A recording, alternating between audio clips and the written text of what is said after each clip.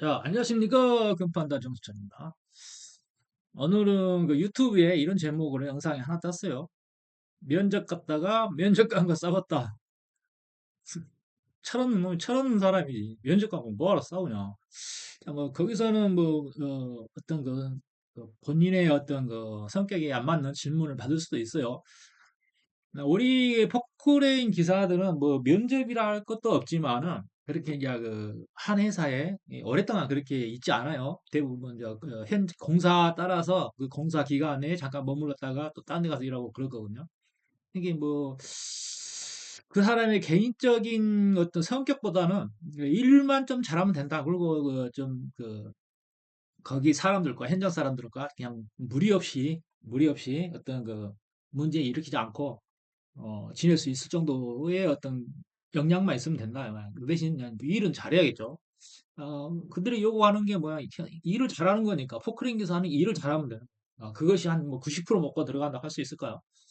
그렇습니다. 뭐, 인간 관계야 뭐, 그래야 돼. 뭐, 그 깊은 관계들이 아니기 때문에, 그렇게 하거든요. 그래서 면접이라고 봐봐야 현장에서 뭐, 이렇게, 너 일 잘한 거 안 한 거 한 몇 개월 정도로 써보고, 정식 기사로 채용하겠다. 뭐, 그런 식으로 하기도 하고, 또 뭐 나 같은 경우는 이게 나는 거의 프리랜서거든. 그래서 이렇게 일을 해도 잡으면 공식적인 경력은 한 10년 내로 잡힐 거예요. 아마도 이게. 근데 이게 대부분 경력이 안 잡히거든. 그냥 노가다는 게 그래요. 내가 뭐 노가다가 뭐 경력이 있겠어요? 그지 이제 뭐 급여 상황이랄지 아니면은 그 사업자로 일했을 때 뭐 군대에서 중장병이니까 군대 경력 처리나고 했을 때 뭐 그런 식으로 하고 10년 후 압박으로 되거든요.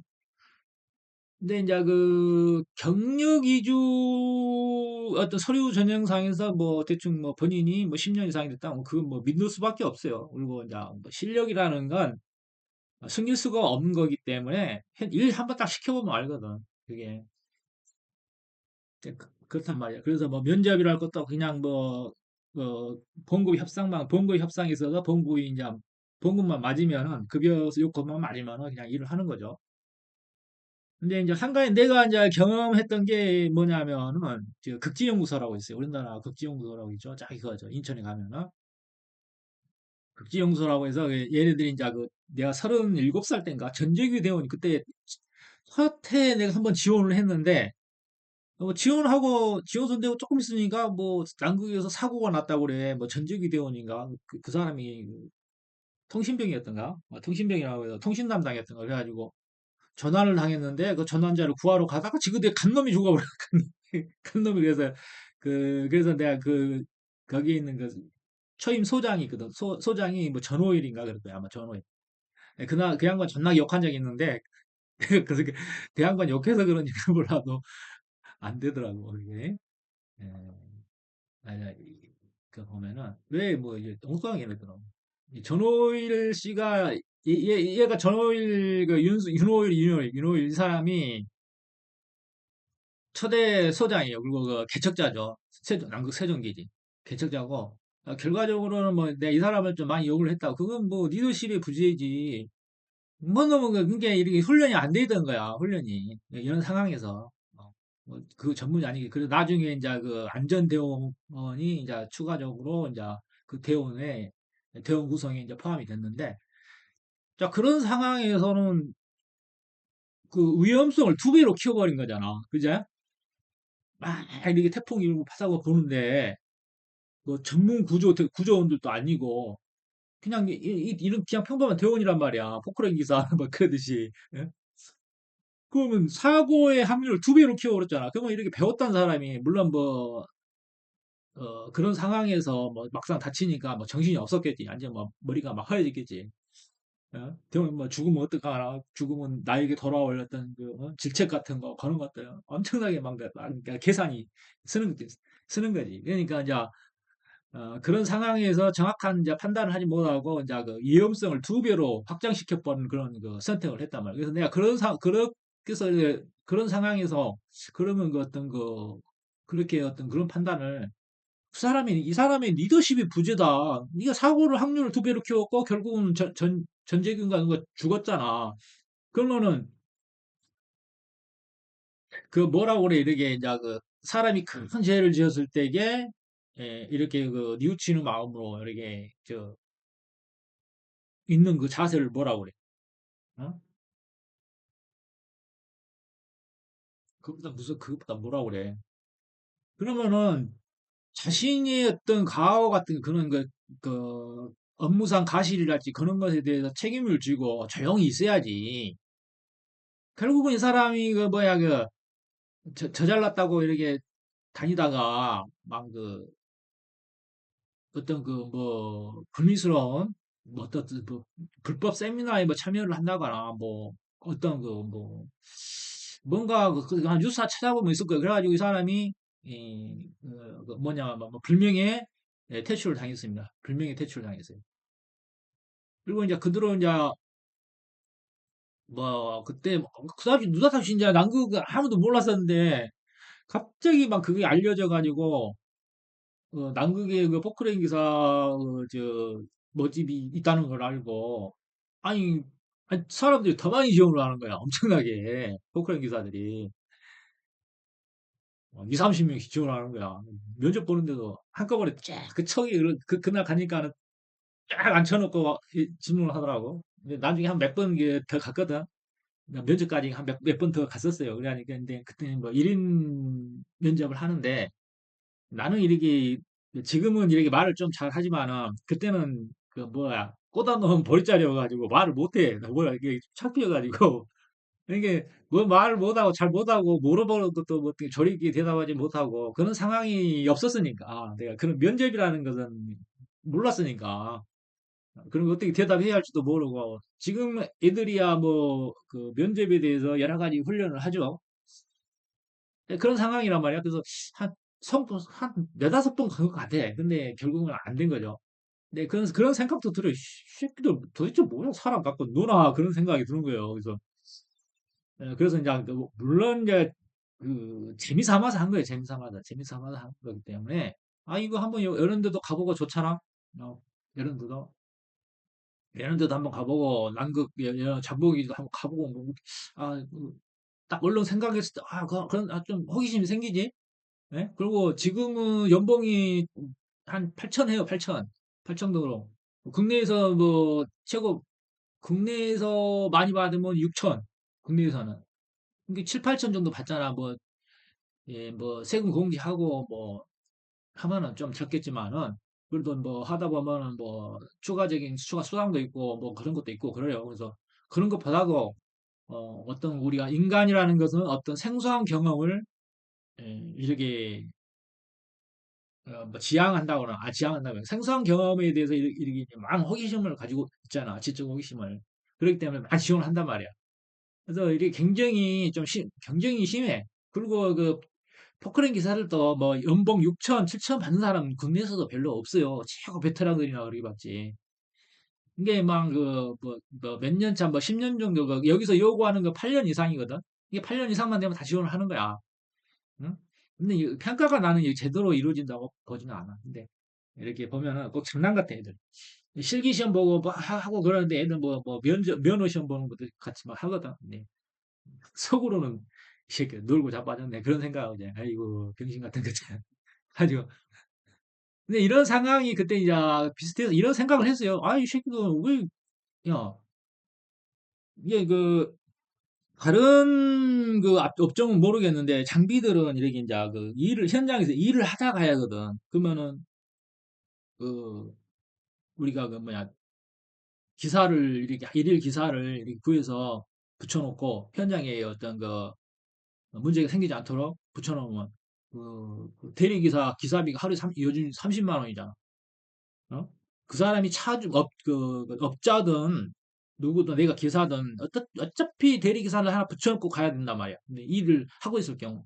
그러면은 내가 목포 지역이면은 대리기사 붙여놓고 하루 30만 원 주고 내가 내 찾고 왔다 갔다 하면은 뭐 톨게이트비 해서 뭐 10만 원, 20만 원, 뭐 정신까지 합하면 10만, 20만 원 깨져.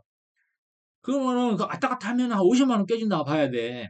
그러면 이렇게 힘들게 와가지고 시간 내가지고 이렇게 힘들게 왔는데 였다고 질문한다 이 말이야. 야, 여기 내용이 보면은 어, 나이가 좀 많으시네요. 뭐 여기서 면접 봤던 아이는 뭐 28, 9 됐는가 봐. 그 나이 많은 것도 아니지. 근데 우리 같은 경우는 이제 장비기사는 뭐 40대 이상 막 되니까 자기들 그 애기들 있잖아요. 대학생들 이게 저 학부 연구원들 있잖아요. 그럼 어려 애들이. 그러면 그때 내가 하는 질문이 야 그 처음에 그래 나이가 좀 많으신 것 같은데 그 어린애들이 많은데 만약에 어떤 감정에 대한 어떤 그 컴플렉스가 아니라 감정이 이렇게 뭐 이렇게 과격한 어떤 상황이 발생했을 때 어떻게 할 거냐 그러면 나는 그때 아무 생각 없이 그냥 뭐 싸울 수는 없잖아 얘들하고 그래서 무조건 참아야죠. 그렇게 대답하는 것보다 이렇게 이제 그 말의 유희라는 게 있어요. 말의 유희. 아, 저 사람이 에, 그런 질문한 이유가 뭘까? 이게 면접관 입장에서 이제 면접자는 면접관 입장에서 생각해봐요. 아, 저 사람이 왜 저런 말을 할까? 물론 이제 뭐 소장 그때 그 좀 소장이 나이가 많이 먹어 보여 그 사람도 그래서 소장인 것 같아. 한 60대 거의 다 된 것 같아. 아, 이유가 있겠지. 그런 질문을 한 어떤 이유가 뭘까라고 생각해보고 아 무조건 이렇게 아 무조건 참아야죠. 근데 뭐 나는 단순하게 계속 해왔지만은 좀 말에다가 덧붙여서 아 이제 감정이 켜지도 않도록 대화로 잘 풀어보겠다. 뭐 나이 먹은 사람이 어떻게 뭐 얘들하고 싸우겠느냐. 그래도 이제 한 살이라도 더 먹은 사람이 어떤 그 상황이 잘 해결되도록 뭐 최대한 뭐 노력해 보겠다. 뭐 그런 식으로 또 얘기하고 그래야지. 거기다 대고 나같이 뭐 단순하게 이렇게 무조건 참아야죠. 아이고 뭐 그리고 언제냐 나는 이제 그런 거에 대한 훈련이 안 돼 있으니까 그 당시에는 그렇게 대답을 했어. 그래서 이제 그 또 하는 얘기가 그거예요. 그 뭐냐면은 아이고 저 뭐 여기서는 그런 질문이 나오는데 우리 회사가 당신을 뽑아야 될 이유가 뭐냐? 그러니까 이 사람이 생각이 그렇게 했다는 게 그런 생각이 들었다. 물론 뭐 이렇게 다른 데서 일을 하다가 이제 잠시 다른 회사로 그 이직을 하려고 했던 거 봐요. 이제 그런 질문이 나왔다. 그럼 언뜻 듣기에는 기분이 나쁘고, 아, 우리 회사가 너를 뽑아야 할 이유가 뭐냐? 그러면 이 새끼들은 그러잖아. 내 생각에는 좀 이제 단순하게 생각했을 때, 아니, 지그들이 필요해서 사람 뽑는다고 해서 왔는데, 졌다고 질문을 하냐, 이 말이야. 적어도 그 사람은 경력자이기 때문에 자기에 대한 자부심이 있겠지. 그래도, 야, 경력관 입장에서 생각해, 문제가 어떤 거, 어투가 어떻게 좀, 예, 이렇게 까칠하게 들렸을 수도 있어요. 뭐, 그 사람이 부드럽게 얘기하지 않았던가, 뭐, 이렇게 뭐, 대놓고, 야, 내가 너 뽑아야 할 이유가 뭐야? 뭐, 그런 식으로 들렸을 수도 있어요. 물론 그 사람이 마음 상태가 좀, 이게 막 비비 꼬여 있을 수도 있고, 뭐, 상황이 어떻든 간에, 뭐, 이걸, 어떤 그 표면적인 내용을 가지고 한번 얘기해보자, 이 말이야. 그러면은, 이제 우선 취준생은 어떻게든지 이제 내가 뭐, 취직을 해야 돼. 예, 뭐, 취직을 해야 되고, 뭐, 이 회사가 마음에 들어서, 월급도 많이 주고, 그냥 복지도 좋고, 사전에 알아봤을 거 아니야. 이 회사가 뭐 성장 가능성이 있고, 뭐, 이렇게 뭐 삼성이나 뭐, 애플이나 뭐, 그런 회사다. 그러면은, 이런 질문을 받았을 때 이게 기분은 안 상했겠지. 근데 중소기업이랄지, 이런, 중소기업들은 이런 말은 안 할 거야, 아마도. 그래도 그 회사에 대한 그 어떤 그, 이렇게 명성이 있고, 이렇게 어떤 굴지의 어떤 그룹이 회사라면 이제 그 면접관이 뻣뻣하게 이렇게 했을 수도 있어.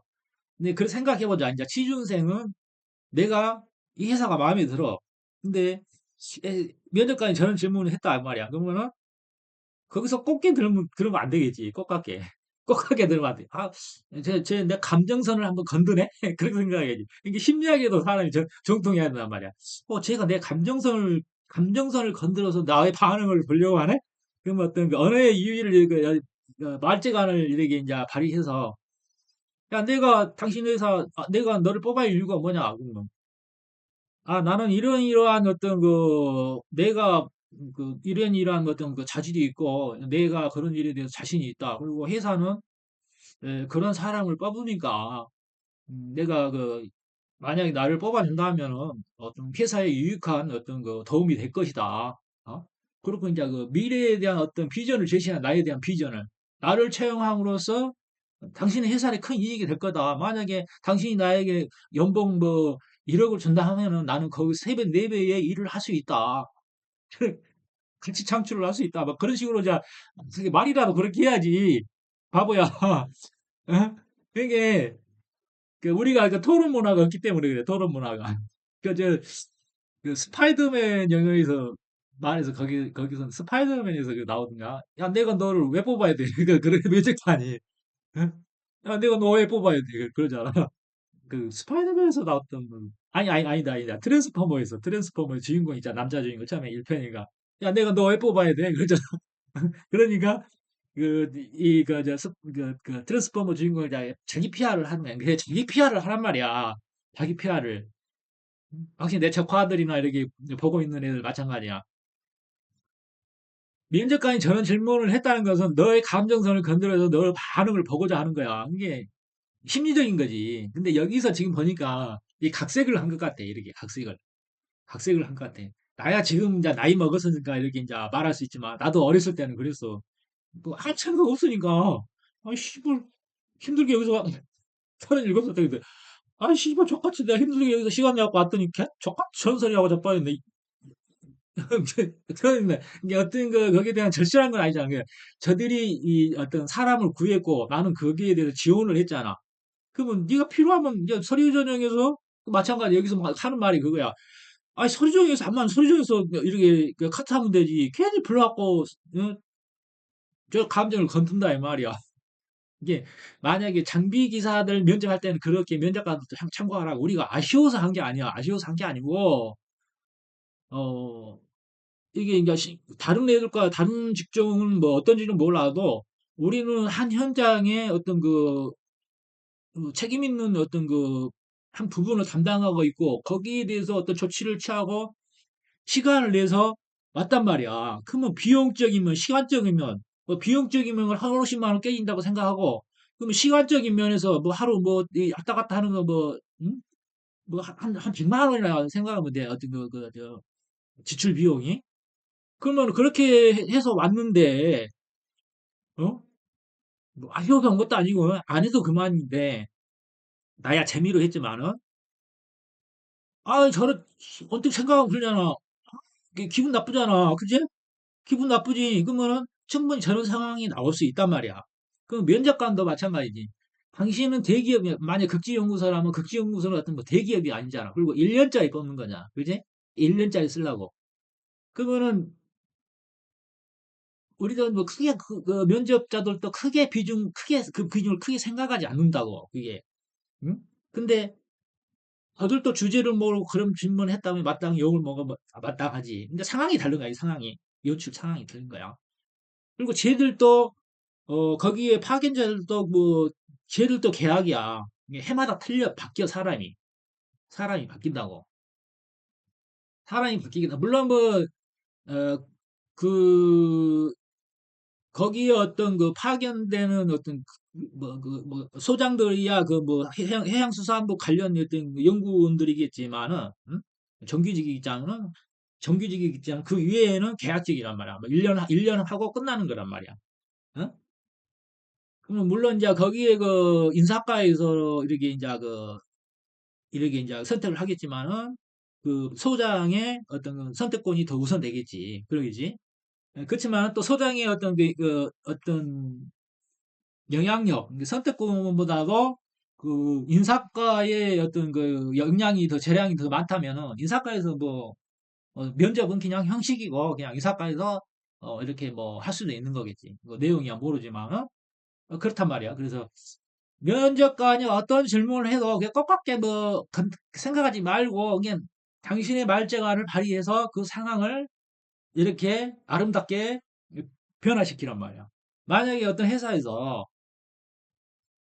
뭐 영업직 같은 영업직을 뽑는다고 생각했을 때 영업직은 이제 사람의 대면해야 되잖아. 영업을 해야 되잖아. 그렇기 때문에 성격이 서글서글 해야겠지. 그럼 어떤 상황에서도 어떤 그 어려운 상황이 이렇게 이제 어떤 그 컴플리케이트 복잡한 상황이 얽혔을 때 그걸 풀어나갈 수 있는 어떤 그 자질들을 검사하겠지. 그러면 이렇게 어떤 면접자의 감정을 건드리는 질문을 할 거란 말이야. 그지? 이 압박 면접이라고 할 수 있나?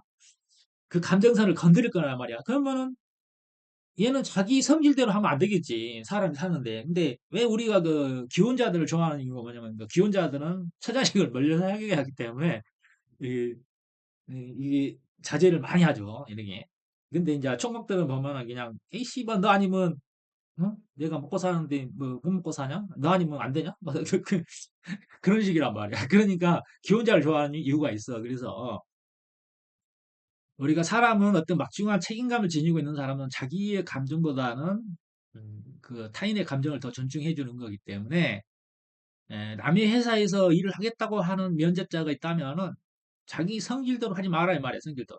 성질대로 하지 말고 자, 나는 어떤 어려운 상황이 부딪혀도 이 문제를 해결해 나갈 수 있다는 그런 그 자신감을 내비추고 그리고 충분히 어떤 거기에 대한 어떤 공부가 돼 있다라고 이제 말할 수 있는 거죠. 그리고 일은 자기가 업무에 대한 그게 자기가 영업직은 그게 자기 주 업무겠지만은 그 외에 뭐 연구자들랄지 뭐 공학도랄지 연구원들이랄지 그런 그 사람의 어떤 그 어떤 그 학위 성취도를 더 볼 거 아니냐. 응? 그럼 그 헤드헌터들은 그 사람이 어떤 그 공학이랄지 연구에 대한 어떤 그 역량이 그런 걸 더 많이 이렇게 평가를 하겠지 점수가 이 성격이 다르단 말이야. 그래서 성격이 틀리기 때문에 자 그런 사람들은 이렇게 헤드헌터들이 와서 우리 회사에 와주세요 하고 막 연금 얼마 줄게요 뭐 복지 혜택 얼마 줄게요 하면서 이거 뽑아가잖아. 근데 그런 사람이 아니잖아. 당신이 그런 사람이 아니잖아. 설득받는 사람이 아니란 말이야. 응? 자기를 PR해야 되는 입장이라면 자기 입장을 알아야지. 자기 입장을. 자기 입장을. 그래서 우리나라는 뭐 한 번 이렇게 어, 취업을 하게 되면 함부로 또 해고를 못 하게 돼 있잖아. 그게 굉장히 안 좋은 거거든. 우리가 지금은 애사심이 없고 뭐 회사는 뭐 이렇게 자기들의 직원에 대한 어떤 그 책임감이 없고 이렇게 직원들은 애사심이 없단 말이야. 그렇기 때문에 어차피 이제 그렇게 가게 돼 있어. 그러면은 자기를 인정해주고 자기를 알아주는 회사에게 이제 가는 게 좋겠지. 응? 서로가 맞는 게 뭐냐면 레벨로가 맞다고 그러는 거야. 레벨로가. 응?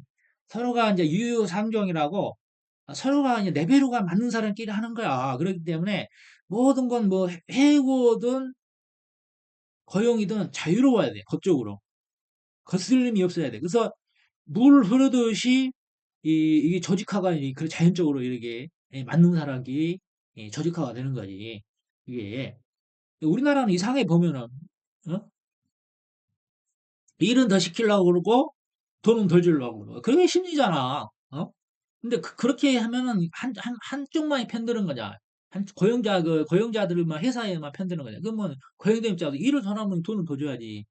근데 미국은 그러잖아. 애플사의 어떤 연구직의 팀장으로 있던 사람들 그 얘기를 하는 거 보면은 일주일에 뭐 100시간, 150시간도 일을 한단 말이야. 그 대신 뭐냐면은 회사 페이가 좋고 뭐 연봉이 더블 이상을 벌게 된다. 페이가 좋고 뭐 거기서 회사에서 먹고 자고 화장실 가서 치카치카 하고 뭐 옷은 갈아입을 옷은 마누라가 갖다 주고 하면서 그 프로젝트가 진행될 때는 그렇단 말이지. 그러면은 자기가 어떤 새로운 신기술에 대한 어떤 그 연구 과제가 있을 때 그걸 성취하면 자기 기술도 올라가고 자기 역량도 올라가고 또 다른 회사에서 또 이렇게 나의 가치를 더 평가해주고 그리고 회사도 성장하고 나도 성장하고 그렇게 윈윈하는 전략이란 말이야. 그래서 150시간, 200시간 일을 한다 하더라도 불만이 없어. 돈으로 지불하고 자기가 도저히 체력적으로 안 된다고 할 때는 뭐 안 하면 되니까. 그 회사에서는 능력 없는 성과 없는 직원을 또 해고할 수 있고 또 그러니까 게으르면 서로가 서로에 대해서 균형과 견제가 이루어지잖아. 어? 그래서 미국이나 뭐 저런 데는 뭐 그 노동 시간이 보장이 된다고 하지만 그 노동직에 한해서야 노동직에 한해서 응? 노동직에 한해서 그렇단 말이야. 그래서 충분히 페이가 이렇게 보장이 되고 이렇게 했을 때에 모든 것은 억지로 되는 것은 부자연스러운 거거든. 고용과 해고가 자유로워야지 모든 흐름이 자기가 그 자리가 맞는 자리로 이렇게 찾아 들어간단 말이야, 그게. 예? 당신 나의 불법 해고라거나 부당 해고라거나 해고해서 그냥 뭐 소송 걸고 그게 맞는 거냐? 그거 안 맞잖아. 그게 부자연스럽잖아. 그지? 그래서 해고와 고용이 자유로워야 돼. 그래서 우리가 어떤 그 회사에 면접을 갔을 때도 뭐 저 사람이 무슨 질문을 하든 상관없어. 뭐 개똥 같은 그 개똥자루 같은 질문을 해도 딱 상관없어. 그냥 물론 면접관이 첫인상 사람은 0.3초 안에 0.1초 안에 그 첫인상이 결정된다고 그러잖아. 딱 면접자가 들어섰을 때 다 벌써 이제 그 순간 결정된 거야. 그러면은 아 저 새끼가 마음에 안 들어. 그러면은 저 새끼 쓰고 안 쓰고 싶어. 그러면 막 이렇게 감정선을 건드리고 족같은 얘기 하겠지. 그러면은 예, 그럼 대답도 족같이 한다고 뭐 100% 가시고 아 내가 뭐 이렇게 족같이 이 질문을 했는데 아 저 새끼가 아, 말을 참 저리게 잘하고 야들야들하고 그래도 성격이 참 좋다고 뭐 이 다시 생각해 볼 수 있는 거 아니냐. 그때 전환 국면을 만들어야지. 예? 세상이 네 편은 아니잖아. 그지? 세상은 네 편은 아니야. 어? 아따 나 말 잘한다. 세상은 네 편이 아니란 말이야, 자식들아. 그걸 알아야지. 그러면 그 네 편이 아닌 세상을 네 편을 만들어야 네 편으로 만들어야 되잖아. 그지? 나는 이렇게 그 사람 조용히 사는 성격이거든. 그래서 사람들하고 잘 안 어울려요. 이렇게 뭐냐면은 사람들 상대하는 게 피곤해. 아니 더럽게 멍청하다고 할 거야. 이거 저 새끼들 왜 저렇게 멍청하지? 그런 생각을. 근데 사람 성격 좋은 사람들은 우리 여기 위에 사는 형이 있는데 참 성격이 좋아요. 근데 이 사람은 물론 그 단독주택 같은 데 있는 거에서 소장을 했는데 그래서 이제 사람에 대한 이렇게 비율을 잘 맞춰. 그냥 그 사람이 어떤 사람이든 간에 이게 안 건드려. 감정을 안 건드려요. 그냥 다 수용해줘요. 이렇게 다 수용해주고 뭐 마음에 안 든 거 있으면 그냥 말을 안 하고 그러는데 나는 그렇게 그 형이 마음에 드는 건 아니에요. 그 형이 마음에 드는 건 아닌데 에, 같이 놀고 싶지는 않아요. 나는 좀 이 동네가 좀 조용했으면 좋겠는데 막 사람 친구들이 막 몰려오고 우리가 이제 여기는 다 마당이 이제 개방이 돼가지고 막 이 차들 막 여기다가 오면 지금 주차할 데 없으니까 여기다 주차하고 막 시끄럽고 그냥 오늘 아침에도 이렇게 저 아무리 시골이라도 그렇지 아침 7시 어떤 때는 아침 6시도 안 됐는데 그 포터 같은 거 꽂고 다니면서 장사하는 사람들 있잖아. 마늘 삽니다. 장파 삽니다. 게 사요. 막 그러거든. 야, 저 새끼들 아침 6시도 안 됐는데 저 진짜 나 짜증나.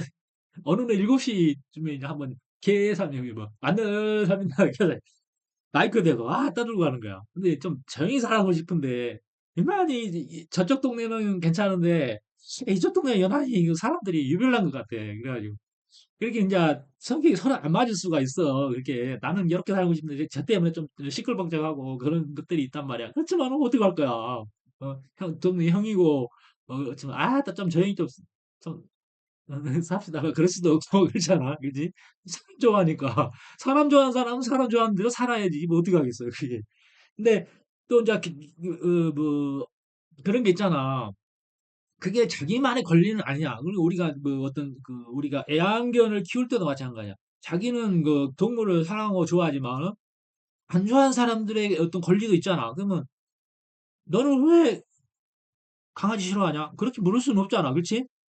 근데 강아지 싫어하는 사람들을 위해서 조금 이렇게 먹줄도 이제 집에다 매놨다가 산책시킬 때 데리고 다니고 그래. 옛날에는 이렇게 막, 뭐, 시골에는 똥개들도 다 먹줄 안 치고 키웠지만 지금은 이제 농사가 막 비닐하우스 이렇게 농사들 그런 게 피해가니까 이렇게 집에다가 묶어놓거든. 걔가 불쌍하지. 어떻게 보면. 근데 안 좋아하는 사람들 권리를 위해서 먹줄을 해야 되지. 먹줄을 해야 되고 그게 맞잖아. 근데 자기만 생각. 너는 안 그러냐 그러면.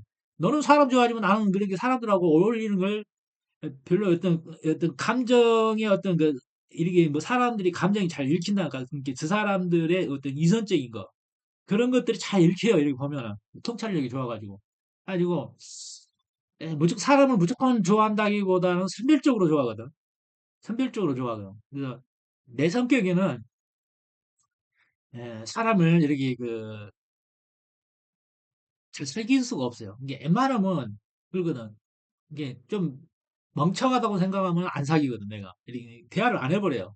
이게 대화가 되는 사람이 있는데 조금 어떤 이념이 다르다거나 나는 뭐냐면 우파적 성격이 정치적으로 성향으로 따지자면 우파적 성격이 강한데 저놈은 좌파 골수다 그러면은 통할 수가 없죠. 근데 지금 우리나라 정치 상황이 사람을 이렇게 갈라놓는 것 같아. 여러 가지로. 어? 어, 사람을 갈라놓는 것 같아. 그래서 성향이 틀리단 말이야. 그러면은 이렇게 이제 옛날부터 이렇게 토론 문화가 형성이 되었고 서로가 설득할 수 있는 어떤 그 언어의 자산이 있다면 여기 얘기를 해볼 수가 있는데 우리가 전라도 같은 경우는 전라도에서 대학 나오면은 옛날부터 좌파 교육이 쪄들어 있단 말이야. 그게 대화가 철통 같다고 할 수 있을까? 철벽이야, 철벽. 어떤 말을 해도, 안 먹혀 들어가. 박정희는 독재자였고 나쁜 놈이다.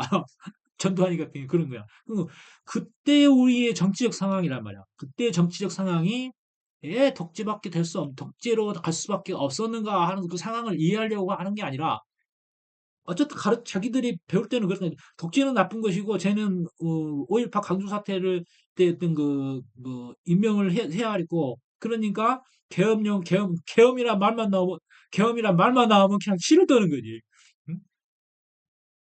대통령의 권한인지도 모르고 야 5.18이 그게 지금 상황에서 보면은 제 3자 입장에서 보면 내가 봐도 5.18은 반란이고 그 저기 농민 동아운동도 하나의 반란이지 그게 무슨 혁명이야 그게 어? 다 이용당한 거지 병신들아 그게 너희들이 이용당한 거지 적대 세력에 의해서 어떻게 어? 그 학생들이 경찰서 무기권을 그렇게 지도 보듯이 빤히 어떻게 하냐 성동네하고 이거 그 고정간첩들이 스파이들이 야 여기 털어 저기 털어 야 그 몰라 발포도 우리 쪽에서 먼저 안 했을 거야 이쪽에서 발포하니까 우리 대응 사격을 했겠지 이게 그 첫 발포가 누가 시켰냐 이 말이야 뭐 고정간첩들이 발포했겠지 예? 니네들 갖고 놀라고 이게 니네 당한 거야 자식들아 니네 병신이 된 거야 어? 그것도 모르고 자랑스러운데 우리가 뭐 혁명의 주동이 민주화의 선도자 뭐 어쩌고저쩌고 막 그렇게 한 거지 뭐 가치 기준을 높이려고 하겠지 그러니까 그렇게 사상 교육이 됐으니 예? 앞뒤 같은 거 보려고 하겠어 네가 가난하게 산지를 몰라 네가 병신같이 네가 그런 거 병신 같은 사상을 가지고 있으니까 네가 가난하게 살 수밖에 없는 거야 응? 세상에 공짜가 어딨냐 세상에 공짜가 어? 나눔 실천 뭐 소득주도 성장 적 같은 소리하고 자빠 병신 같은 데 야 그래가지고 국가에서 주는 돈이 그게 공짜인 것 같냐 네 지금 상황을 봐봐 야 전세 살면서 전세 이제 앞으로 전세도 이게 없어진다고 그러지 집값 올려가지고 그 저 뭐 이렇게 보이스 올려 먹는다고 그러지 집값 올려가 보이스 더 높이 받아 먹는다고 그러지 이게 니네들만 당하는 거야. 그렇게 또 어떤 공학을 알아야지 그런 걸. 그리고 사람이 정치든 뭐하든 다 이기주의적인 거야. 그게 그것만 사고 그래서 이렇게 그 뭐야 참신한 여당과 참신한 여당이 서로가 균형과 견제에 의해서 상대가 이렇게 폭정을 한다거나 어, 어떤 이치에 맞지 않는 행동을 서로가 견제하도록 돼 있는 거야. 이렇게 사람이라는 것은 자기 본의로만 생각해, 자기 기준으로. 그래서 자기 이익이 되는 방향으로 가는 거야. 그래서 이기적 유전자란 말이 왜 나왔겠어. 그래서 상호 견제와 균형으로서 질서를 유지하는 거야. 이 자연계도 마찬가지잖아. 응? 자연계도 마찬가지야. 그런 어떤 공학적 논리를 알아야지. 응? 아이고, 죄가 있으면 재판을 받아야 되는 거고, 도둑놈을 갖다가, 높은 자리에 앉혀놓으니까, 어? 불법, 탈법, 위법 해박하면서 다 자기 위주로 어떤 그 세력을 만들잖아. 니네들을 위해서 쟤네들이 말은 이렇게 달콤한 말로서 이렇게 막 꼬신단 말이야. 그렇지? 꼬시면 넘어간 놈, 니네가 병신이지. 그래서 속았다 해서 뭐 네가 죄가 없는 게 아니고 속은 속은 거지만은 같은 공범이 되는 거야. 그게 우리가 일제 어떤 그 앙교들을 보면은 자기 주군이 성군이 그 당시 이제 시작할 때는 성군이었어. 이 사람을 모시고 우리가 세상을 평정하면은 평화로운 세상이 올 거야. 라고 이 주군을 잘 모셨어. 울고 주군을 잘 모셔서 세상을 평정을 했는데 얘네가 알고 보니 폭군이네. 그리고 나중에 이제 쫓겨나네. 그러면 그 운명은 같이 해야 되는 거 아니야? 운명은? 아, 내가 주군을 잘못했어. 잘못 모셨어. 그래서 저것은 나게 책임이 하고 할복자살해야 되는 거 아니야? 아, 실제로 그랬다고. 내가 주군을 잘못 모셔서 저렇게 됐다고. 할복자살 했다고. 니네들은 그러냐? 그냥 꼬리 자르기에 발붙잖아. 그게 좌파적 성격이 강한 애들이 그게. 지네들이 이제 잘한 것처럼 해서 이제 자기 세상을 얻었으면은, 이제 뭐냐면은, 자기가 최고의 그 권좌를 유지하기 위해서 자신들의 동료들을 척결을 한단 말이야. 응? 대표적인 게 김일성이잖아. 김일성이가 자기 권력 잡고 제일 먼저 하는 게 뭐야? 수척이잖아. 니네 마찬가지. 내가 토사구팽 당한다고 그랬지. 토사구팽 당한다고. 어? 자기의 몫을 나누는 게 아니고 그 몫을 독차지하기 위해서 같이 강도질을 했던 동료를 죽이고 그 몫을 차지한다. 그게 좌파 성격이란 말이야. 지금은 뭐 나눔 실천 뭐 그렇게 얘기하고 있지. 우리는 공평하게 나눠요. 막 야, 어떤 내가 저쪽에 이거 일하러 가서 그 소장이 그러더라고. 우리는 이렇게 공평하게 나눈다. 나누긴 뭘 나도 뒤로 챙길 거 다 챙기고 조금 있는 거 이렇게 주는 거지. 야, 그 모를 줄 알고 아이고. 아이고. 그 사람은 자기 욕심이 겨워서 그렇게 사는 거다. 알겠냐? 그래서 그런 게, 그나마 자본주의 세상에서는 그런 게 어느 정도로 이렇게 견제가 되는 거기 때문에 그런 거지. 그래서 자본주의를 하라는 얘기야. 돈이 흐르는 곳에 사람이 이렇게 열의가 있는 거지. 돈이 나에게 이익이 안 되면 그 열의가 안 생기는 거요. 그래서 발전이 없는 거야. 응? 그래서 누가 나에게 공짜로 뭔가를 줬을 때는 기분 나빠야 돼. 응? 기분 나빠. 제가 날 뭘로 하고 이렇게 응? 이 동정을 하는가 하는 거 기분 나빠해야 된다고. 어?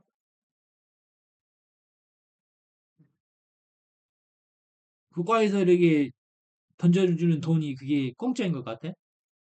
너의 삶을 더 힘들게 하는 거야, 힘들게. 힘들게. 응? 자, 지금 그렇다면, 그런 걸 알면은 지금의 어떤 인간이 어떤 짓을 하고 있는지 판단할 수가 있다고. 응? 자, 이 상황은 우리 그 타너 스님께서 다 예언을 해놨습니다. 타너 스님께서. 타너의 어떤 그 애언록이랄지 책을 보면 그게 다 나와. 지금 이런 세상은 애정되어 있는 겁니다. 그래서 왜 애정되어 있느냐? 멍청한 자들에게 깨달음을 주기 위한 애정. 고로라고 해요, 고로. 힘든 길. 그 힘든 길을 열어주는 거야. 깨달음이 우리가 거행이라고 그러잖아, 우리가. 왜 채찍질을 하고, 이게 우리가 성지순례를 할 때 이렇게 한 걸음 한 걸음 세 발 걸고 이렇게 땅바닥에 이렇게 기는 줄 알아? 사람이 편하면은 깨달음을 얻을 수가 없어. 깨달음 이렇게 몸이 편하면은. 그래서 일부러 이렇게 등짝에 이렇게 채찍질을 하고 이렇게 땅바닥을 기면서 성직까지 하는 거야. 자신을 낮추면서. 응? 그 낮은 자리에서 이렇게 뭐 높은 자리에서 이렇게 올려다볼 수 있고 낮은 자리에서부터 이렇게 올려 두 가지 방향에서 다 올려다봐야 되는 거야. 그래서 낮은 자리에서 올라간 성공은 낮은 자리에서부터 이렇게 한 계단 한 계단 어떤 그 거행을 통해서 꼭대기에 올라간 어떤 왕은 이렇게 그 성군이 되지만은 그 태어나면서부터 다이아몬드 수저를 진 그 왕들 있잖아. 그거는 그 성군이 아닌 연산군이 되는 거지. 그래서 옛날에는 개척 시대에 있던 왕들이 실제로 맨 전장에서 이렇게 가본 입고 칼 들고 가서 이렇게 실제로 이렇게 자신들의 어떤 직접 그 왕이 나가서 한 전쟁을 뭐라고 그래?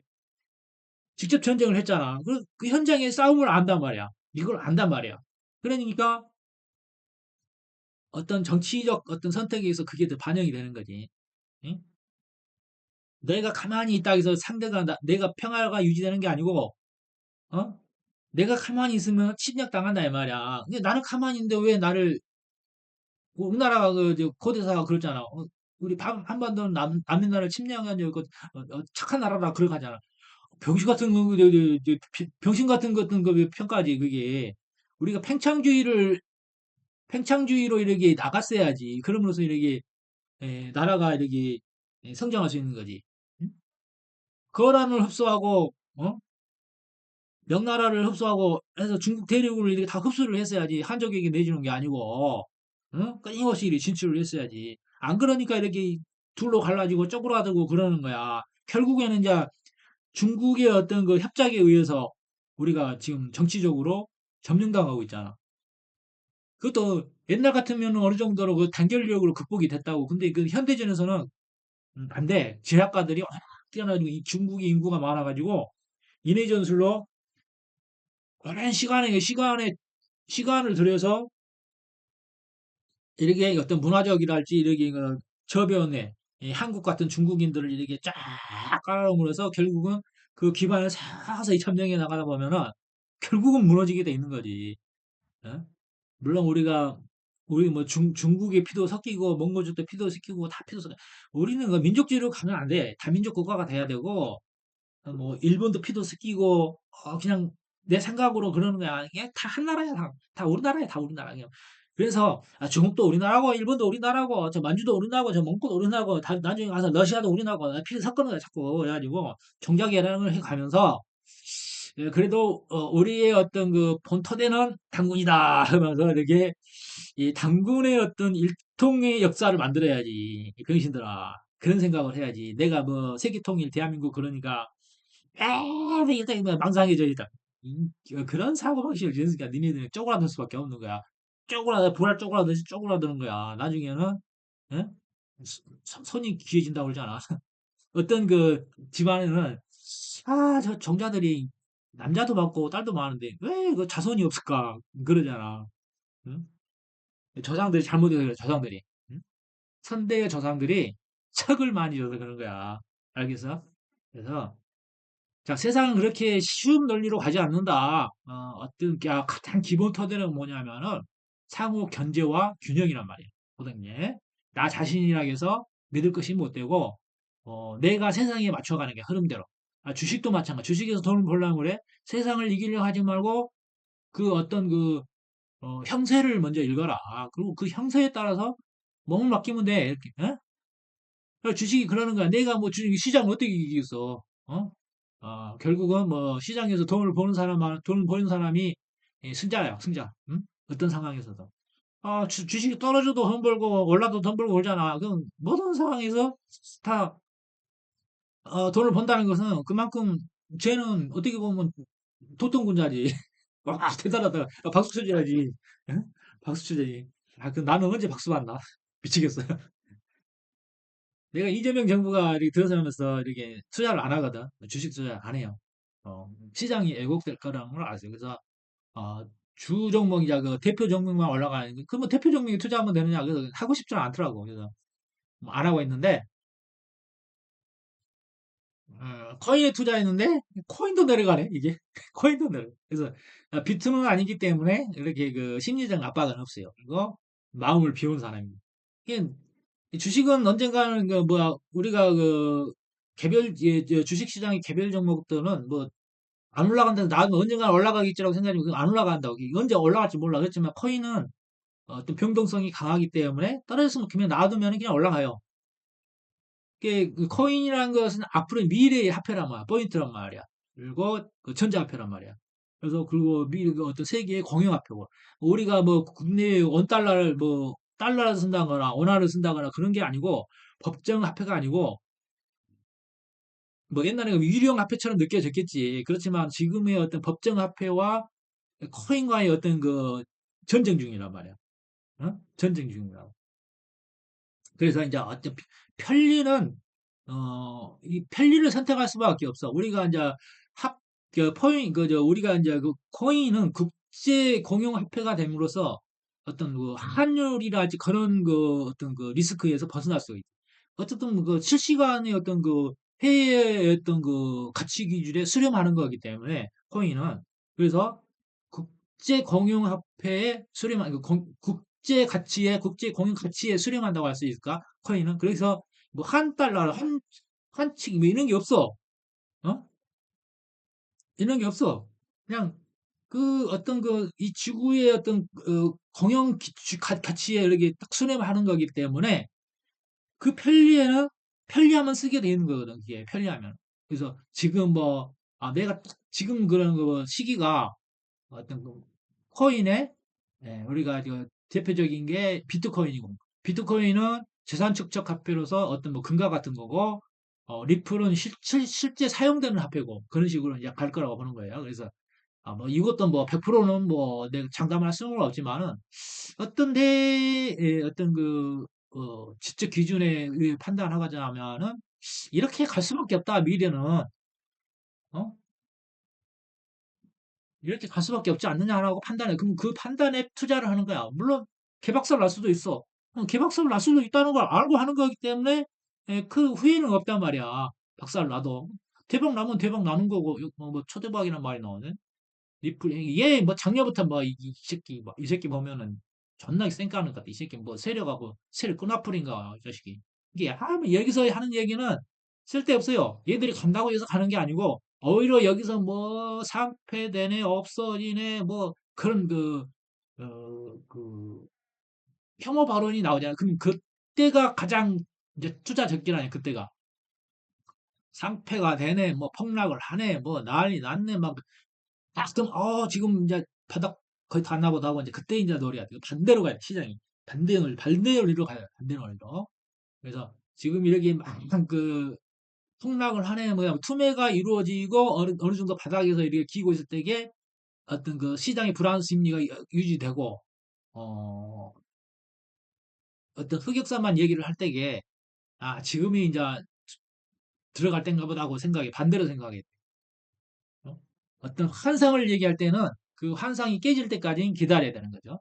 어, 자, 앞으로 뭐 리플에 대한 어떤 가치는 내가 상당하다고 판단을 하기 때문에 주식 투자를 안 해도 지금 마이너스라 해도 놔두면은 뭐 본전이야 뭐 회복하고 한 방에 이렇게 막 하루에 막 100% 200% 올라가거든요. 이렇게 이제 가상화폐라는 게 가상화폐라는 게 얘네들 충분히 세력들이 매집이 이루어지고 나면은 이거 뭐 니플 지금 여기 밑에 찍고 올라가고 있네. 이중 바닥 만들고 있네. 여기서 지금 여기서 갈 줄 여기서 어느 정도 바닥을 계속 여기서 갈 줄 알았거든요. 그래서 악재를 한 번 더 만들잖아. 근데 이것도 예상해서 얘를 한 번 더 흔들 것이다. 예상은 했어요. 그래서 흔들어도 너무 많이 흔들잖아.